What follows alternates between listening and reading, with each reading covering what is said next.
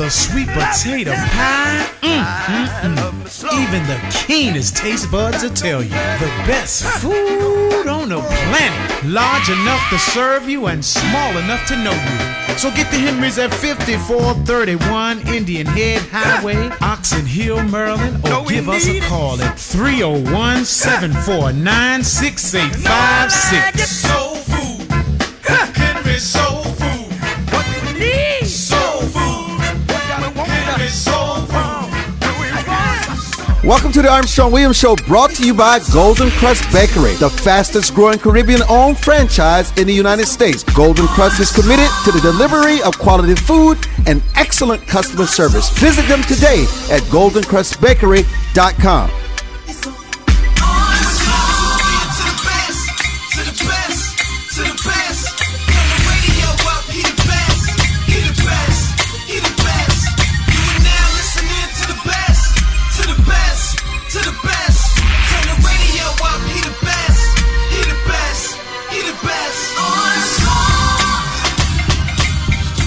The best? You mean we're still the best? Hello, everybody, and welcome to this edition of the Armstrong Williams Show. It's kind of funny because Derek Tony normally texts me to say that all is good. I've not heard from my producer in the great state of South Carolina. I hope everything is good there. We're live and kicking and booting and rooting and doing all that good stuff. How's everybody today? Thank you so much for joining us. We are live. I'm expecting my guest, Charles Butler. Are you on the line? Yes, I am. Oh, so somebody's in the studio. Hello, Mr. Butler. How are you today? Well, hello, Mr. Williams. Why did it take you so long to arrive at the right side? I've been in and out with you for years. Yeah, but it's been a long time since you've been on the side, man. Come on now, come on. You all just you know. But I'm glad to have you on this supposedly Columbus discovering America Day. He didn't actually discover America. No, he did. He went to the West Indies. So how you doing? Just tell me how you doing. Is the Lord blessing you? The Lord has blessed me. He's blessing me each and every day. My family's well. I have my health. I have good friends. But I tell you, Armstrong, I don't know what he's doing for our country. Oh, the Lord always find a way to take care of those little issues, Charles. You know how he works. Yes, indeed. He let us believe we got some power and some clout, and all of a sudden he just steps in with his mighty hand. Come on now. Yes, he does. Yes, he does. And he needs to. Well, in God's time. We don't always understand his ways. So what have you been writing about and thinking about and shouting about and praying about these days, brother? Well, one of the things I wrote about, and I've been, I wonder why Mr. Obama and Mrs. Obama didn't do a photo op or, call one of those press conferences so he and Michelle, or the First Lady, and Sasha Malia could say, I'm signing up for Obamacare. It's wonderful, and you should, too. Go to healthcare.gov and sign right up. This is a great plan for you and the rest of the country and your family. Now, you know they're part of the ACA. Come on, Charles. Why are you spreading that misinformation, brother? You know they were the first in line. Come on, what's wrong with you today? Didn't you see them leading the line? Yeah. He's the first one to claim exemption. Well, we're going to exempt the White House and their staff and Congress and their staff. And, by the way, my union buddies want to be exempted. And Werfel over at IRS just came right out and said, we don't want it. We know that we don't want Obamacare. I'm sorry. But how do you put an agency that's under investigation in charge of Obamacare? Well, it just goes to, I'm sure you've seen the District of Corruption put together by Steve Bannon and Breitbart and those guys. It just plays right into that narrative. Now, you're not talking about my city. You're not talking about my city, Washington, D.C., are you? Come on now, Charles. I am. Yeah, I am. District of Corruption. You're one of the few voices that are standing up telling the truth about what's going on there. It's you saw that piece in New York Times last week where a number of the trade agencies and trade unions said that the House GOPers have gotten off the plantation. But, they didn't really say it like that. They just said, well, they don't understand. They've forgotten where their contributions come from. I say they're standing up and doing what they need to do for the American people and the job that we sent them for, which is to participate in government and have a participatory government instead of a dictator or a king or a despot like we do here in Chicago as mayor. How's that crime coming along with the president being in the White House? The crime in Chicago? It's at an all-time low. Is it the lowest in the world? I don't know. Say again? Is it the lowest in the world? No, our crime rate is the highest in the nation. That doesn't and how a can lot that of that be? has to do with not drugs that they're trying to blame it on. They're trying to blame it on drugs and gang behavior. No, Armstrong, we have urban terrorists who are driving down the street, shooting people. On my show today, I had a man on whose son was shot. He let him ride the bus for the first time, and urban terrorists, i.e. gang member, whatever you call them, jumped on the bus, wasn't shooting at anybody on the bus in particular, just shooting. And this young man put his body over his seatmates and took a bullet and was killed. No, instantly. don't tell me that. No. Yep. Oh, my goodness. And so, but those are the kind of things that we don't hear about because at the end of the day, Armstrong, no one wants to acknowledge that black people are unprotected in their neighborhoods. And if they try to protect themselves, the criminal justice system comes after the law-abiding citizen, not the criminal. Man, that's the real story. Talk about that some more. Explain that in detail so people can really understand the sadness of what you're saying. We have law-abiding citizens in Chicago who are not allowed to arm themselves to protect themselves or their family. Meanwhile, we have a government in Chicago that since the 50s have been in line with the street gangs to control the black community. They actually allow the Blackstone Rangers, the Bloods, the Crips, Metro MD, the Latin Kings, to actually control neighborhoods. And the Democrats downtown are proud that they have this elite. And let me throw in Jesse Jackson, because Jesse Jackson was one of the ringleaders when he came here with Operation Breadbasket. That's why King was going to take him out of Operation Breadbasket, because he was working with thugs and criminals in the street gangs to control the people and the neighborhoods. But it didn't work. And that's still going on today. But it's and not so working. If you stand up and try to protect yourself, or like Mr. McDonald, the case that we won the right to carry on. They wanted to come after Mr. McDonald for shooting a burglar who broke into his house. That's how crazy Chicago is. They shoot you for defending yourself in the black neighborhood.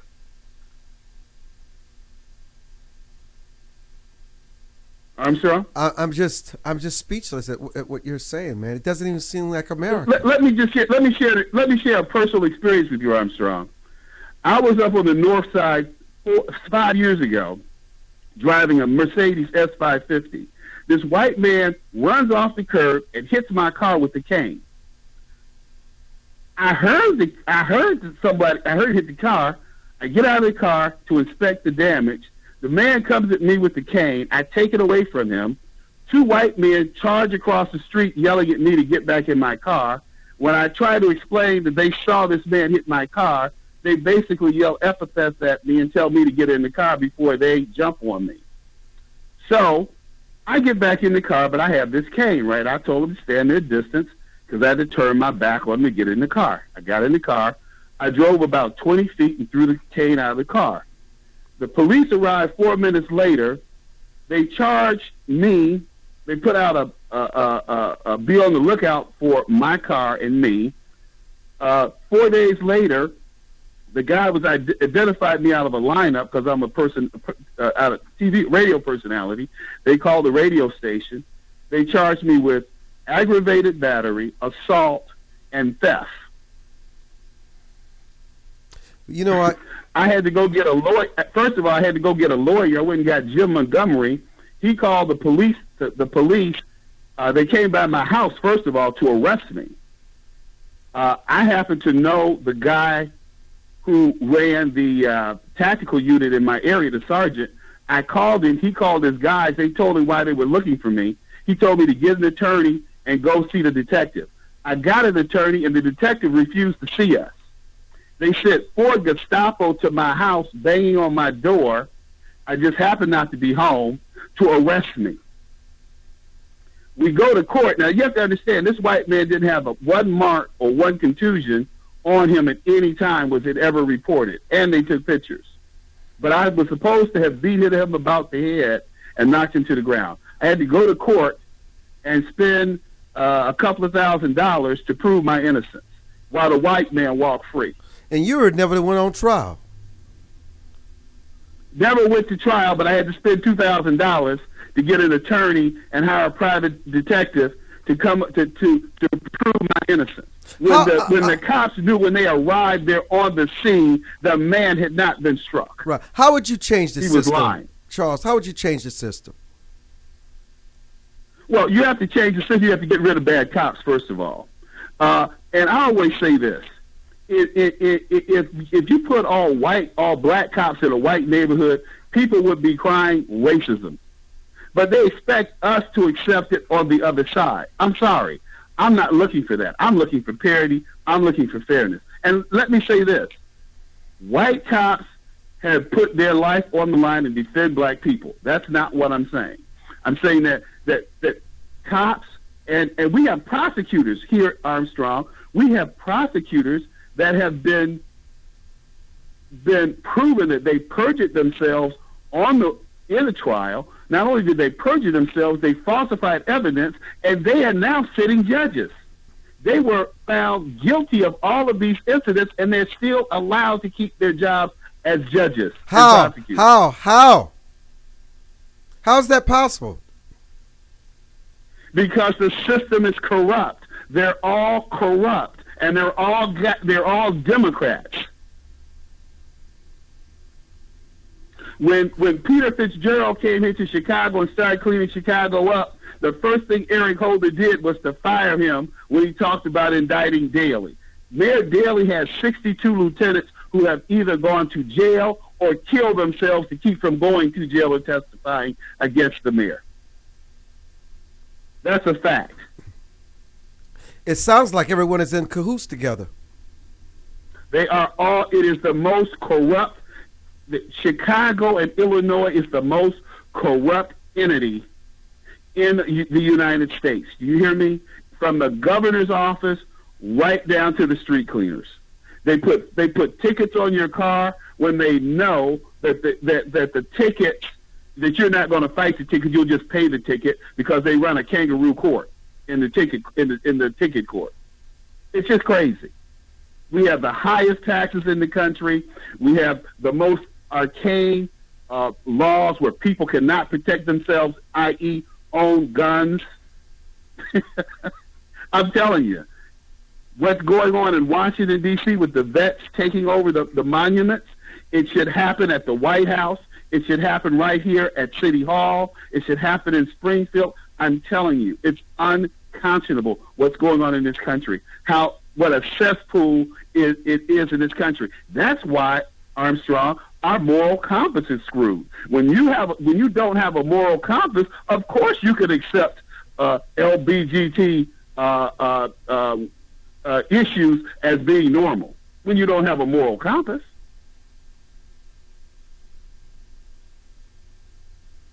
Well, I'll tell you this. We're coming loose at the seams, if you want to know the truth.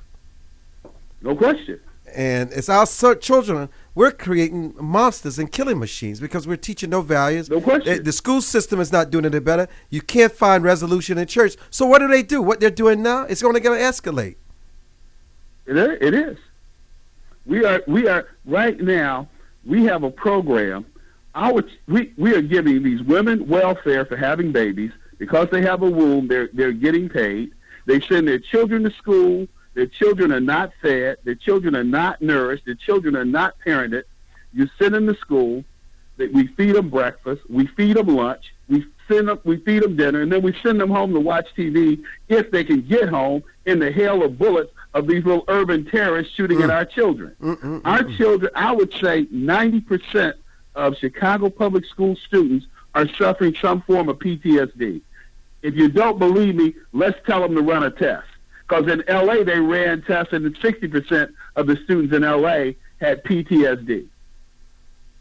Well, you know, oh my goodness, is it private community organizations? Sorry, Armstrong. You asked me. I'm just kind of laying it out here for you. So what's the solution? Well, the solution is we have to start hiring people who have some morals, who have some values, who believe in right and wrong, and get control of this thing. I don't believe in political correctness. I believe that, people need to stand up, and we need to go back to the morals and the values we had in the 50s and 60s. I really do. Well, I tell you what. I can do without the segregation. I can do without Jim Crow, but that's gone. Never to raise its head again. But because we've eliminated those things, it did not give people carte blanche to do whatever they wanted to do as long as it doesn't hurt anybody else. Well, but it is hurting somebody else. The attitude. I'm sorry. It is hurting harm. It is bringing harm to others. That's the problem. Yeah. It is. Yes. How can someone listen to your show, Charles? I'm on Genesis Communication Network. We do a live broadcast from 7 to 9 a.m. Central Time. It's GCNlive.com. That's www.gcnlive.com. We're on some stations. They're putting me up on some terrestrial stations around the country, but that's been slow in coming. But you can listen to me broadcast live on that network every morning, and I have some great guests. And I'm trying to get you, but your schedule is too busy. Nancy told me he's too busy right now, Charles. What hours are you? Congratulations, by the way, on everything that you're doing. You just have a lot going on. Ken Blackwell shared some of it with us when we were in Virginia a couple of months ago, and just really proud of you. Keep up the good work. Thank you. Now, let me ask you, when are you live on the air? 7 to 9 a.m. Central Time, so that's 8 to 10 a.m. Eastern. And is there a webpage? I have a webpage. It's charles-butler.com. Where are we doing a good job, Charles? Is there any place that you can point to where we're doing a good job in our community that doesn't get enough attention? Well, I think there are a lot of young people out here who are doing a good job. We don't focus on them. We don't have programs geared to them. I think we spend way too much time and way too many resources on children who will never attain anything or be anything or amount to anything. And I think the focus has to get back on our youth, especially the black community, back on our youth. We're trying to move forward, and you leave the knuckleheads behind. You segregate bad apples from good apples. That's just nature. You have to segregate bad apples from good apples. But somehow these morons in the black community think if you put bad apples with good apples, the bad apples are going to turn. They're not. They just make the good apples worse, and they have a bad experience because of these. And I see it every time I go into the black community, and I preach that. Bad children need to be separated from our good children. What is the best way to go about doing that? I think when we have these situations today, hold there, Charles, hold there. We're coming back. Hold there. We'll be back.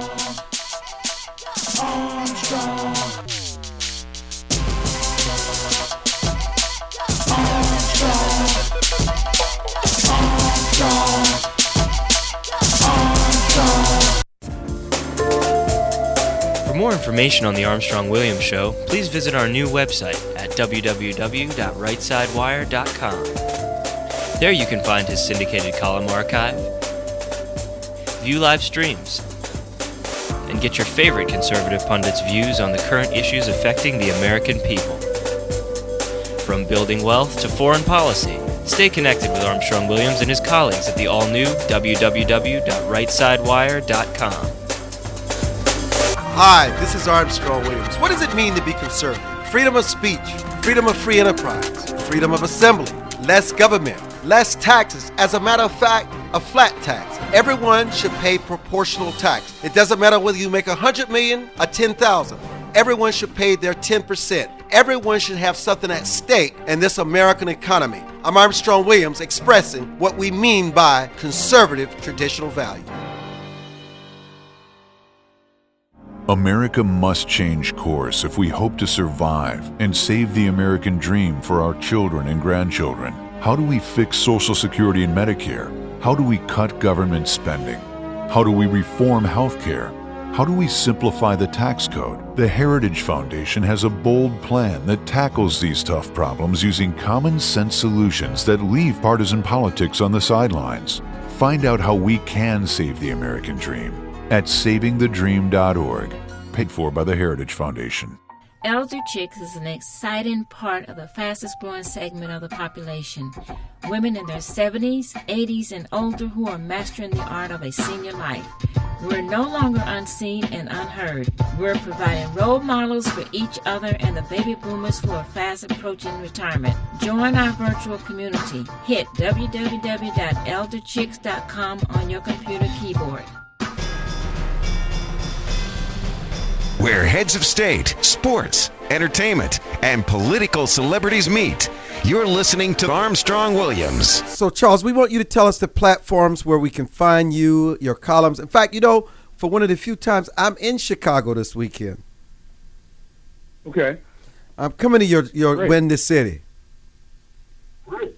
Well, if you have a chance, I'd love to, grab a cup of coffee, have a meal, or you come by the house or whatever. Yeah, I will make sure that Nancy follows us up because I love to see you, man. So where can they find you? What platforms? Dr. Barnard, are you on there? No. Go ahead, Chuck. They can find me. Yeah, they can find me at. I'm on Twitter at Charles Butler 52. I'm also at Facebook at Charles Butler Conservative, and my website is charles-butler.com, and I'm on GCNlive.com every morning from 9 to 10 a.m. Chuck, do you think they're listening? Do you think we're penetrating? We're having an impact? I think I was really having an impact when I was on WVON because the black community responded. It responded so much that black preachers tried to emulate what I was doing by getting on WVON and trying to. But see, nobody's listening to Kumbaya. People were listening to Charles Butler. And my thing was to man up, vote for people who have your interests. Don't vote for a D. Don't vote for the party. Don't vote for the president. Don't vote for politics. Vote for yourself. I said to me, it's unconscionable that somebody would try to tell you who to vote for. It's your vote. I'm not going to tell you who to vote for. I say vote your interest. Well, you know what? And what is their interest? What is in their best interest, Charles? I think it's in people's best interest to vote for smaller government, to vote for having more control over their families, over their lives. We get caught into this thing about pro-life, pro-choice. I'm about getting government out of all of that. We talk about, gay marriage. Hey, marriage is between a man and a woman. That's already been defined. I don't care how much money you have, how much education you have. That doesn't change the definition of marriage. So these are things we're getting sidetracked on because we have no moral compass. There is no right and wrong, and people want us to engage in behavior. I was walking down Michigan Avenue a couple of weeks ago. A young lady walked up to me with a petition and said, "Would you like to sign my petition for LGBT rights?" And I said, "No, thank you." And she said, "Well, don't you believe in human rights?" I said, "Yes, I do, but I don't support immorality." She said, "Well, it's not immoral." I said, "Well, that's a matter of judgment. You made your judgment, I made mine. It's immoral to me." She said, I just can't believe you. I said, "Believe, because believe this, you will burn in hell if you continue that my behavior." Lord. And what was her response? She was, I don't think anyone had ever said that to her. But my thing is, you can experiment sexually. That's your right. But don't put it in my face. Don't, leave me alone. I'm not interested in how you have sex. I mean, I like to have sex in water. So does that make me an aquaphile? I'm gonna start a new protective class. My man, and 50 grand. Dr. Barnard, are you on the line? Gary Barnard. No. So Charles, let me ask you this. What do you think are the issues that are not being discussed enough with affordable care? Well, I think the issue is how much it's going to cost. And when we talk about subsidies, where do the subsidies? How do those subsidies get paid? They printed some positive articles in the paper, yesterday in the Chicago Sunday paper, and this one was talking about how her Blue Cross Blue Shield policy dropped from $1,200 a month to $400 a month for she and her family, her kids. And I'm going, well, a subsidy, who's paying for it? Who's paying for your health care if you're not paying for it? And she was like, well, I only make, $15,000 a year and my husband's unemployed. The issues that we're not talking about right now are the issues of offshoring American jobs. I used to be a product manager in my former life for Hewlett Packard. And I can tell you that because I build a product in China does not mean I'm going to sell it for any less in the U.S. Not going to do it. I'm trying to maximize profit. And that's just simple common sense. Simple common sense, but the American people will tell you, the average person will tell you, not above average. I talk to people who have MBAs. Well, because we manufacture in China, it makes products cheaper at Best Buy and Walmart. No, it doesn't. Sorry. That's not how it works. And I always tell people who have those monikers behind their name that they should certainly know better. And business is not in business to make cheap products. Business is in business to make or affordable products. It's in business to make a profit. And so we price products for what the market will bear. Well, why is it that so many people are so uninformed, though? And how can we change that? That's part of the problem. That is the problem. It is. But it's all been part of the dumbing down of America since the '60s when America was almost overthrown. I don't think people really realize that when Dick Nixon came into office in '63, this country is on the verge of being turned upside down. I remember those days. I remember the feeling. I remember the thinking. I remember being part of it. Do you get that same feeling today? I'm starting to get that feeling because people are feeling as though they don't have control of their government. They don't want socialism. And when Mr. Obama started talking about transforming America, my first question to my audience was, transform America to what? I think America's pretty good as it is. He's going to, his words were something about transform. I can't come up with the exact quote, but fundamentally, I'm going to fundamentally transform America. He said we're 5 days from doing that, and he kept repeating that. So this transformation is about a transference of wealth, a transference of power from the people to the political elite. See, Barack Obama flies around in 747 and rides around in the Monster, but he wants us to ride around in the Prius and to not take jets or any kind of airplane while he flies a 747 around like it's a Cessna 1672. And we pay for it, though. And we pay for it. And then they want to say, I always say, well, Mr. President, what's your carbon footprint? You reduce your carbon footprint by 10%, I'll do the same. And that's not going to happen. Gary Barnard, are you on the air? I am. Oh, good. How are you? Good. So Charles, but you still think there's a lot of promise left for us? I think there's always promise left for America, but only if Americans stand up to themselves and start speaking out and holding their elected representatives accountable. Like some Republicans are doing in the House right now, and not capitulating to a dictator and a despot. So you think the government being shut down is okay? No, I don't think it's okay, but the government's really not shut down. That's I true. mean, yeah, they laid a few people off. Yeah, Barack Obama's done something that's never been done during any slowdown and shutdown. He closed the public parks. This is a guy who's turning out to be very mean-spirited, but it's all in Chicago-style politics. I mean, very mean-spirited. What's going on with the seniors? Dr. Barnard, your comment, listening to a very, very special guest, Charles Butler. He hasn't been with us in a while. Your comments? Well, the part I've heard, I'm with you. I'm right on it. Well, I think a lot of people are. It's just one of those things, though. We people tend not to mobilize around our beliefs until things get close to the edge, and that's a shame, but that's kind of the way it is. It's a great motivator to get toward the end of something and then know that you have to either resolve the conflict or be willing to jump. And, it seems like that's where we are many times these days, just because of the policies that have allowed us to get here over many years.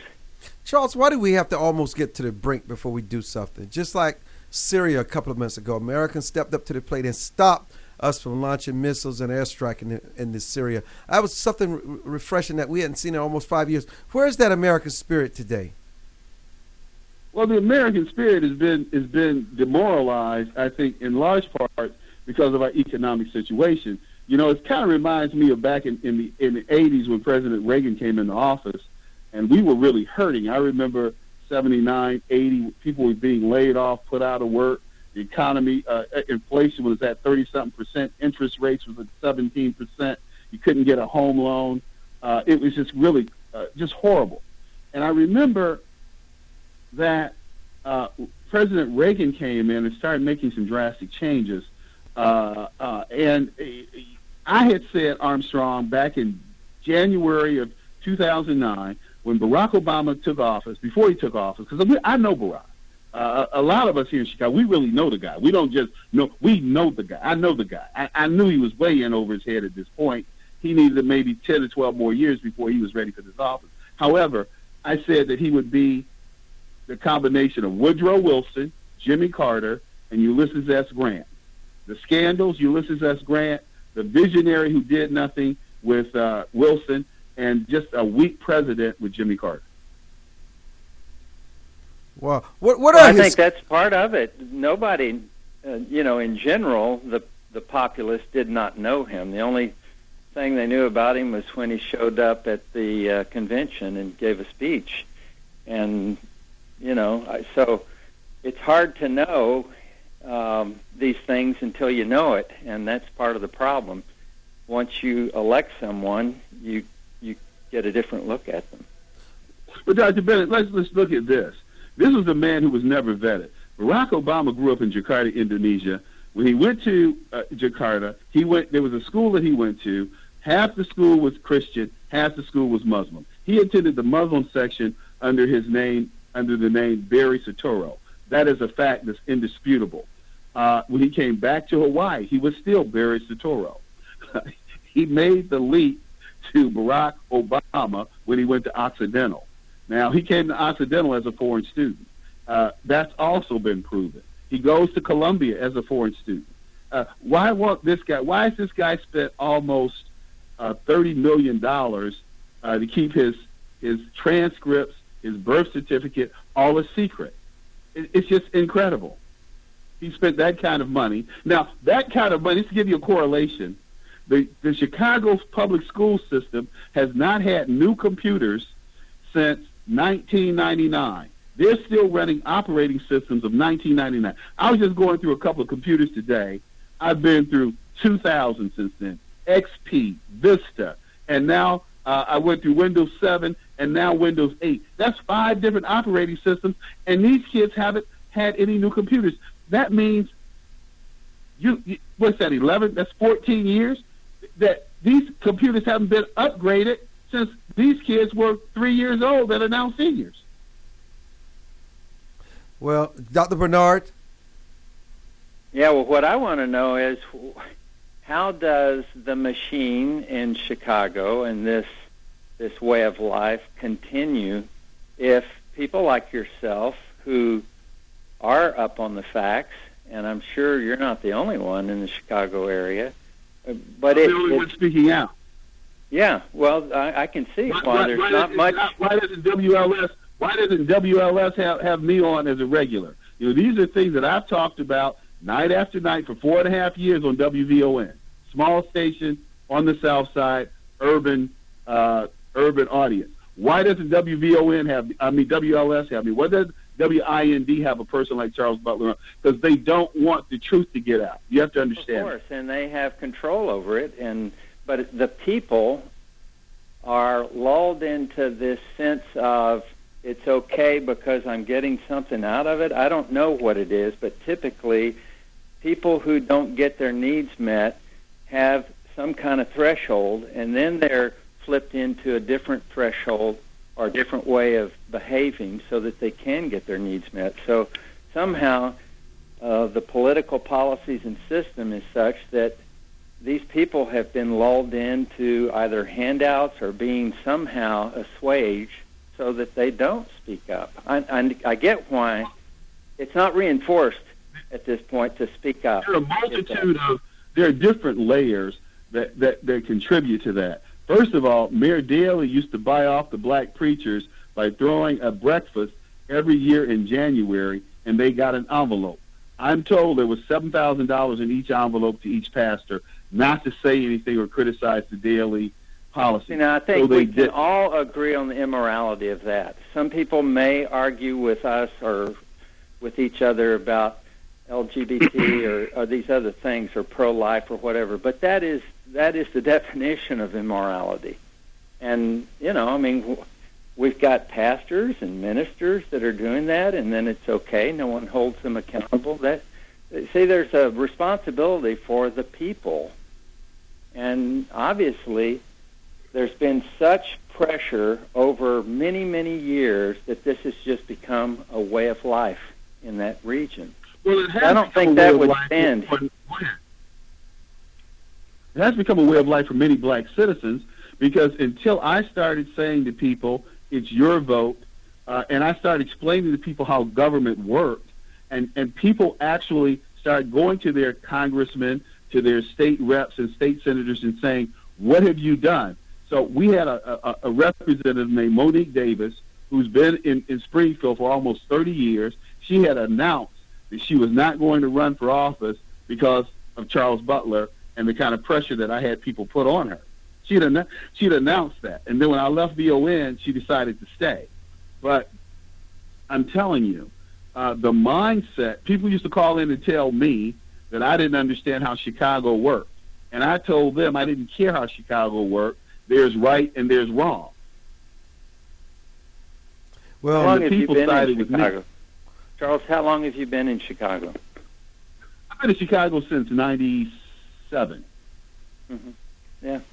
Well, that may not be a long time to some of the folks that have been there for 30 or so years, but that's a long time. They love me. This is confusing, and I guess that's what it takes. It takes people actually starting to experience how the wheels fall off before they will respond, and that's one of our downsides as people. Armstrong, Dr. Bennett, you know, I had been saying before anyone else, in fact, Jesse Jackson, what's his name, Michael Bazin, and another guy, Al Sharpton, and this other guy used to copy my statistics and my words exactly when I would say that more people were being killed in the streets of Chicago than on the battlefields of Iraq and Afghanistan. I was the first person to write about it. I was the first person to talk about it and draw those analogies. Charles, hold there. We're coming back. Don't go away. We're coming back. Don't go away.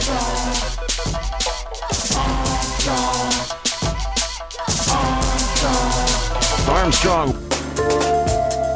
For more information on the Armstrong-Williams Show, please visit our new website at www.rightsidewire.com. There you can find his syndicated column archive, view live streams, and get your favorite conservative pundits' views on the current issues affecting the American people.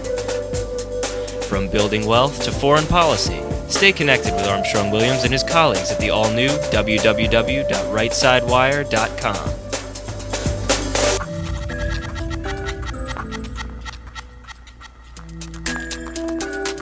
America must change course if we hope to survive and save the American dream for our children and grandchildren. How do we fix Social Security and Medicare?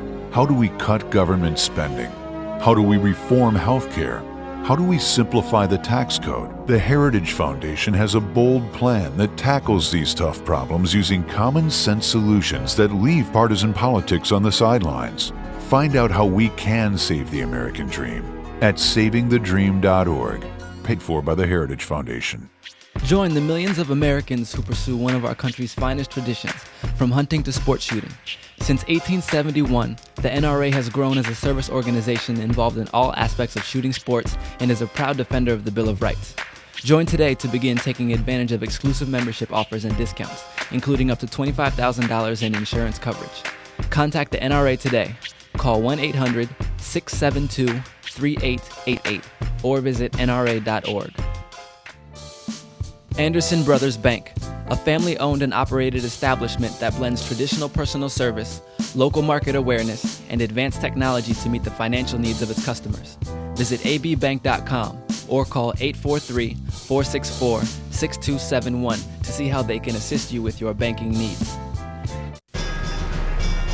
Yes, you have. I'm just trying to Where heads of state, sports, entertainment, and political celebrities meet. You're listening to Armstrong Williams. And welcome back to the Armstrong Williams Show. Chuck, you were saying, go ahead, as we're going out to break.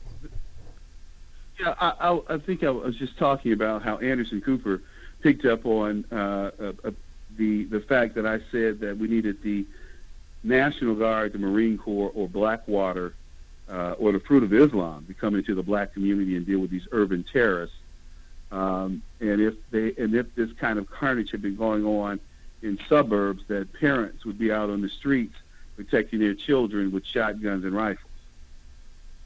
What are your thoughts on that, Dr. Barnard?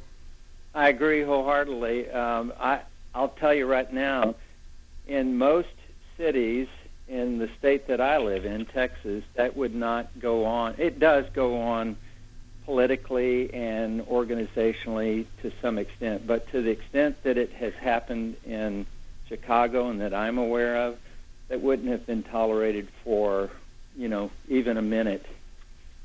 Everyone would have been up in arms. But see, we're still waiting on the police, and Justice Alito quoted me and quoted my concepts in his opinion on McDonald, which was the gun case here in Chicago, when I said I accused public officials of not protecting their black and brown citizens. Judge Alito wrote that into his opinion in the majority on the McDonald case. Yeah. Well, you've had 16 years there. You've had things like this happen. Is there any traction? From what you've done, has there been any traction? I'm sure there has been traction, and there is traction. We won the McDonald case because, we came out and we protested. We protested the mayor. We got Walmart to come into our cities. Walmart wanted to put stores here. The mayor didn't want. Alan has a comment. I'm sorry. Alan, you're on the air. You have a comment. I'm sorry. I don't have the screen up there. Go ahead, Alan. Hey, how y'all doing today? That's fine. Good. My position, and I've told you numerous times, I have conservative principles. I just don't agree with the extreme right ways of implementing change. And, I'm feeling your guest and, some of the things that he's saying. I was really, with him, kind of until the me thing about what I did and what somebody else, took and started saying. I'd be happy if somebody take my words and get them out to the people. But I want to get credit for it. Repeat yourself to me. I said I want to get credit for it.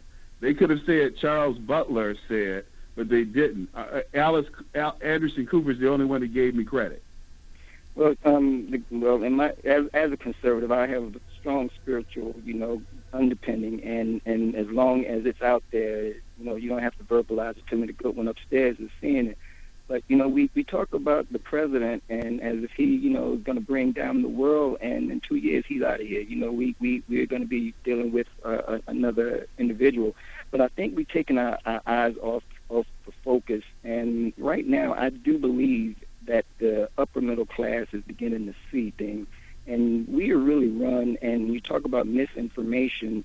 The public is misinformed because we have two sides, the extreme right and the extreme left, NBSC, whoever, and Fox. They're the ones that the people are seeing, and we are not getting the people who really could make a difference. The upper middle class, I truly believe, is beginning to see that the globalists is taking their money, and if they don't stop and take their money and start investing back into the people and into the lower class, that's going to be the ones that manufacture.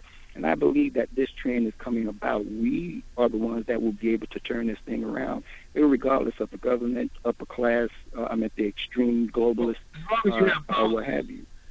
Apologies, Alan, that allow me to make profit by taking advantage of cheap labor wherever that is. We've eliminated the use of Davis-Bacon. Davis-Bacon was an act that was created to keep black men out of union jobs and out of high-paying jobs back in the 30s. That has pretty much been eliminated because we have illegals. We have 30 million illegals in this country that are displacing America's poor and America's black workers. Black unemployment in Chicago is over 50%. Black unemployment nationwide is anywhere between 35 and 40% when you talk to people who are really out here. And that also includes black folks with education and who have done everything. Black teenagers, unemployment under 25 with a college degree, over 34%. White teenagers, white children with a college degree under 25, 17%.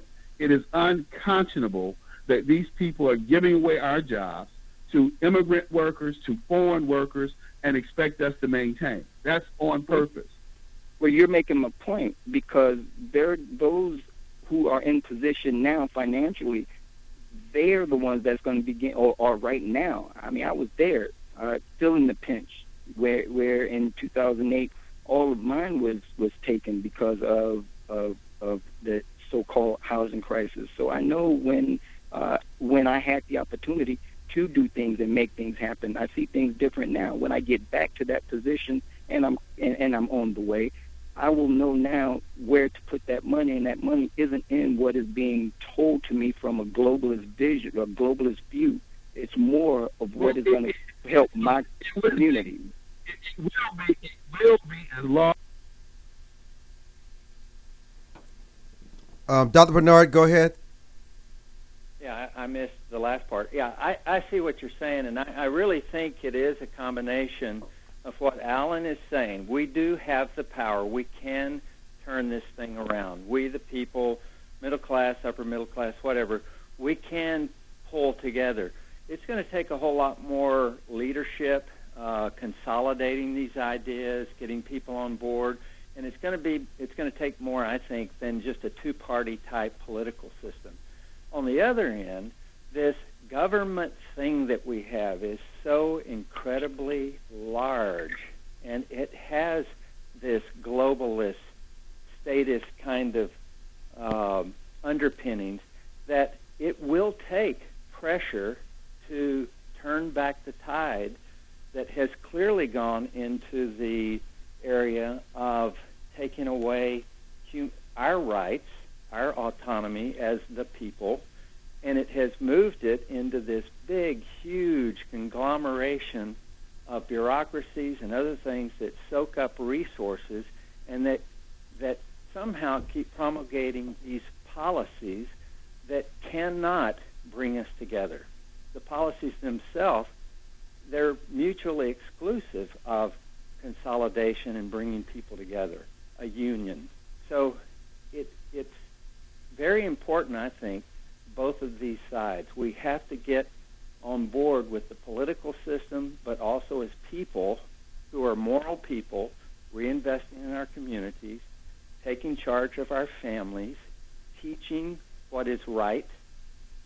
It's going to take both sides, and that's just a lot of energy, and there's no central voice or groups that it seems like have the power to tie all this together. We're fragmented, and I think that too is by design. And so there are these forces that are built in that are public policies that by design keep people pushed away from each other and dependent upon something that's bigger than us. I relate to that. Go ahead, Alan. If I can just I relate to that, and I think when we start to look for that entity, that's where we fall into trouble, because that entity that grows to try to combine all of this, they have to come to a point of creating legislation or rules or regulations or something to try to keep these things together. I just think if we continue to stay within ourselves and handle our business and knowing what the ultimate goal is, then we can continue to move. My community, your community, we know where we're trying to go, but when we try to look for one entity, then we're right back where we are. But anyway, that's my 2 points. Thanks. I'll talk to y'all later. Thank you, Dr. Barnard. I appreciate that. It is a tough thing to manage. But Mr. J has a comment. Yes, go ahead. Who is it now? Mr. J. Mr. J, you have a comment. Go ahead. Yes, I would like to say that the way this country is heading is not in the right direction. And I am from South Carolina, from Armstrong State. And, of course, South Carolina is a Republican-ran state, and it's one of the poorest states in this country. We have mostly Republican-ran states that are governed by Republican Party, which is the poorest state. So, brother, Mr. Charles, whatever's going on in Chicago, I don't know how you see it, but I know everything boils down to that mighty dollar. A lot of Republicans are for wealthy. They look out for themselves. They're for the rich. And I think the Tea Party is setting a bad example to this country. And it's not good at all for the American people. And the main thing was because of Obamacare, which shouldn't have had nothing to do with it, because the Affordable Health Care law has already been passed. And I don't think they should take this country in that direction at all. And I'm just telling you, it's a bad example. So only Republicans are taking the country in a bad direction? Only Republicans is what you're saying? What I'm saying is that when they're the ones that's upholding the government, they're the ones that in other words, shutting the government down because of this, and almost defaulting on the debt ceiling. And in opposition to that, I mean, at the same time, the Republican Party are putting the country in more debt because of the government shutdown. They say they create jobs, but then they turn around and do the opposite. I don't get it. It baffles me. Tell us what the Democrats are doing. Well, actually, from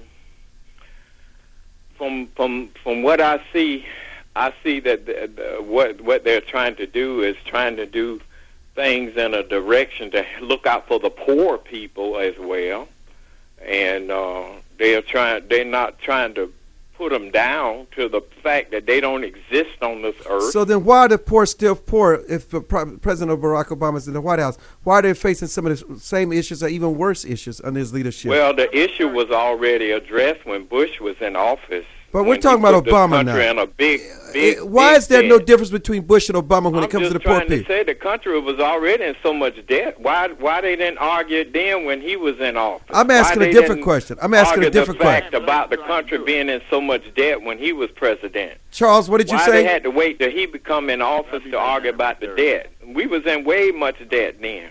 Could you bring Charles's mic up? Mike, Charles, go ahead.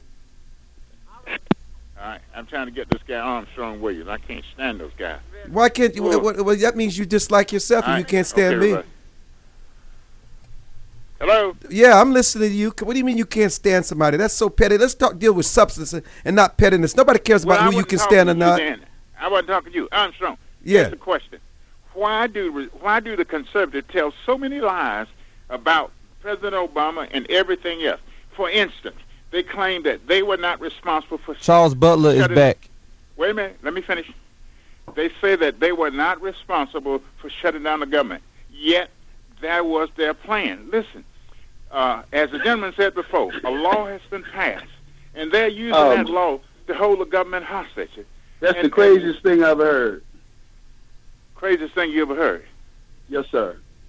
Explain why. That's just that's a talking point that you heard off TV. The bottom line is, each and every year, read the Constitution. Every year, the reason the Congress has to approve appropriations is so when a bill is passed and doesn't work, Charles, they don't have to fund it. Charles, there's no need to talk about it. Everybody know that, okay? You're not giving out something new. Then act like you know it instead of talking about... No, you need to act like you understand the bill has been passed. Please, come on, give me a break. Let's be civil, guys. It's a Let's law. be It ain't civil. no bill. It's a law. It doesn't make any difference if it's a law or a bill. It doesn't make any difference. It still needs to be funded. But here's the needs point. To be deep. Here's the point. Why does the conservative not step forward and say, hey, we're going to shut the government down because this is a bad law, and we're not going to blame anybody. We're going to admit that we are doing this. But they won't do that. Well, they want to blame somebody else. And let me say this. Mr. Obama, when Bill Clinton, you just look at Bill Clinton. When Bill Clinton stood his ground, he negotiated with the Congress. He didn't. Oh man, you can't negotiate with them like people up there. Mr. Obama and sit high in the White House.